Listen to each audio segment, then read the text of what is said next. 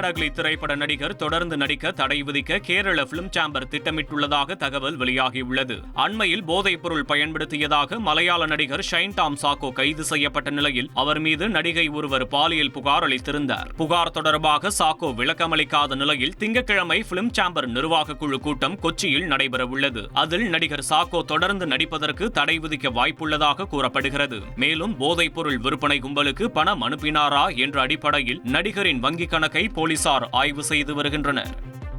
America சென்றடைந்த மக்களவை எதிர்க்கட்சித் தலைவர் ராகுல் காந்தியை காங்கிரஸ் கட்சியின் வெளிநாட்டு பிரிவு தலைவர் சாம் பெட்ரோடா வரவேற்றார். பாஸ்டன் லோகன் சர்வதேச விமான நிலையத்தில் ராகுல் காந்திக்கு வரவேற்பு அளிக்கப்பட்டது.